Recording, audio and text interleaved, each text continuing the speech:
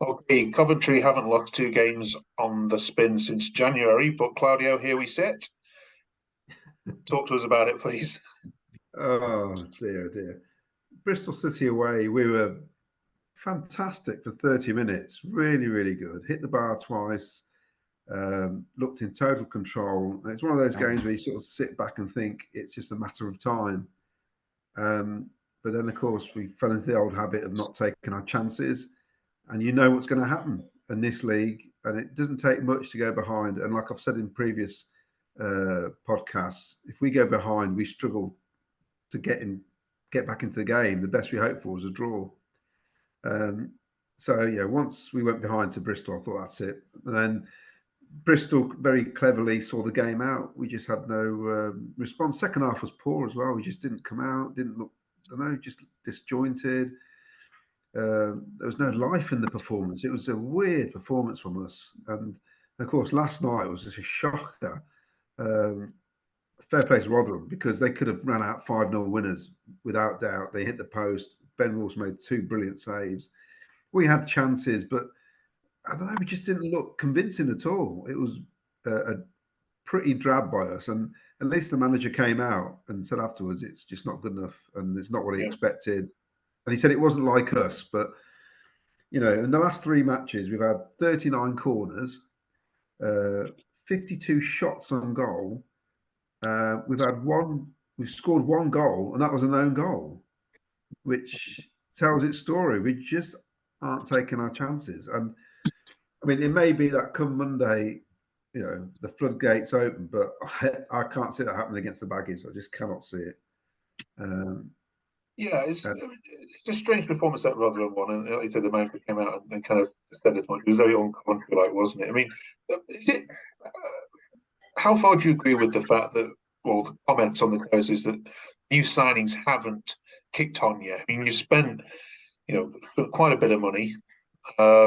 Replacements for the players that have left haven't really done the business yet. Would you agree with that, or is that unfair? A third of the season in? I would say the ones who haven't done the business, the two lads up front, because the two wing backs have been fine. The centre halves who've come in have been okay, but there's only so many times you can defend if you keep missing chances at the other end. You do concede goals. That's football, isn't it? But if you're missing two or three a game, it's putting more pressure on the defence. And yeah, we brought in a lot of players and we brought them in quite late, which is I think another issue. We found previously when we went by the playoffs from League Two to League One that you're already a month behind everybody else who aren't in the playoffs. And I think we suffered a bit with that in the close season because obviously you're playing the games and then people are already making signings in the summer, and we didn't really start doing anything till the middle of June. Yeah. In terms of maybe bringing in players in or rumor which players are going to come in. We just took a long time to get going, of course. And then the sale of Victor and Hamer going in after the season started didn't help. I mean, really, if he was going to go, he should have gone before the season started, which would have given us 2 or 3 more weeks. Yeah. So I'd like to think it will get better. Well, it needs to get better because the last two performances just aren't good enough. Yeah. And Just to win on a couple of players, Sakamoto yeah. has been brilliant. Have you so far? Is he? Would you add him to your list of players that are doing okay, even though the rest aren't, or is he starting to fade as well? No, he played Saturday. He looked great for half an hour. He was brilliant, and then didn't start last night, which was surprising. He played the lad from Brighton, Ayari, who is very lightweight, and loves to hit the deck quite quickly. Which in the Premier League may get you free kicks. In the Championship, it gets you nothing. Even our own fans are going, get up. You can't just fall down. It's not going to happen.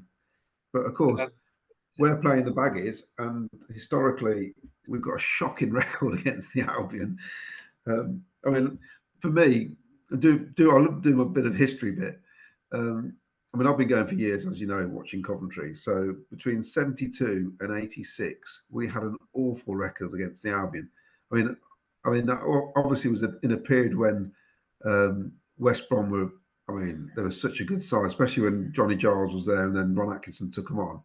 And I mean, I used to hate them, not because in a horrible way, just hated playing against them because we used to rock up in their green yellow striped kit, looking huge. I mean, Cyril Regis, Man Mountain, he looked massive. I'm so glad we signed him after they got relegated. It was great. But in that period, we played them 24 times. We lost 29 times. We lost 20 times. We only won 4, and that was only towards the back end of the 80s when Albion started to slip and ended up getting relegated. And every time we play West Brom, I just think, oh, this is a tough one, and it's just the way it is. I mean, Yeah, I think your player who got then, it was a last minute penalty, wasn't it, last year? yeah, that was another tough game. 93rd minute penalty. You beat them last year, but that player's not here anymore. So. Well, what's interesting about that is the Albion were on a good run then, and they came to us, and we beat them with the last minute penalty. I think they won 6 in a row. Dan might say, or 5 in a row. They were on a hell of a run, and we beat them with the last minute penalty, and they started to slip down a bit. It was we sort of took over their slot in that top 6 basically. But I can't see us winning on Monday. Right, we'll bring Dan in. Thanks, Claudio. Pause there for a second. Sure. Okay, it's a Monday night fixture then, Claudio. Team news, injury news. Who'd you pick? Who'd you leave out? I would I'd bring Sakamoto in for Ayari. O'Hare played 15 minutes last night, so I'd love for him to start, but that'd be unlikely. I don't think it will change much from last night, to be honest. I don't think he can. He's a bit stuck until 2 or 3 come back. So I just think send them out again and, sort yourselves out against the Albion, basically. Give them another shot. I'm not going to condemn them yet. It's too early for that. And you have to sort of put a bit of trust in Robbins. I mean, he's done so well the last 6 or 7 seasons. So, Sakamoto though for me to come in, and possibly O'Hare, depending on how fit he really is. Dan, happy memories of playing Coventry? Oh, of course. I remember I think it was in the FA Cup a few years ago. I think it was a 3-0 win, and then I think there was another big result we had against them before. But past couple of years, it's been a bit hit or miss, to be honest. Yeah. And what about team news for you? Injuries likely to start? Well, to be fair, we're absolutely plagued with injuries at the minute. I think Cedric Kipre, I don't think he'll be starting Monday. So I think that just makes way for one of the youngsters to come through.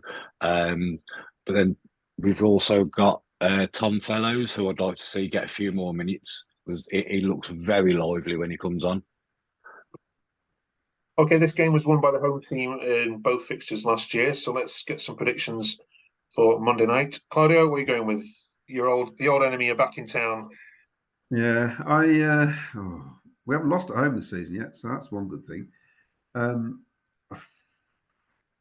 Dare I say it? We're going to sneak a 1-0, and it's going to be desperate though. It's going to be one of the worst games we ever witnessed on Sky. That's the best we can hope for. I mean, I won't be surprised with a draw because we love to draw. But like I say, if we take the lead, we rarely lose. So hopefully a sneaky 1-0, only because we need it. Yeah, 89th minute winner off Ellis Sims's shit. Well, that's what we did last year. Yeah. Okay, Okay, Dan, same question to you, please. Score prediction? I think I'll go for a 1-0 as well, but to us. Okay, right. Okay. Well, enjoy the game. Behave, both of you. I'm sure it'll be a loud affair anyway. If not, it won't be a goal thriller, will it? I wouldn't imagine. But nevertheless, thank you both for joining us, and we'll catch up with you both next week. Cheers very much. Fantastic. Cheers. Bye.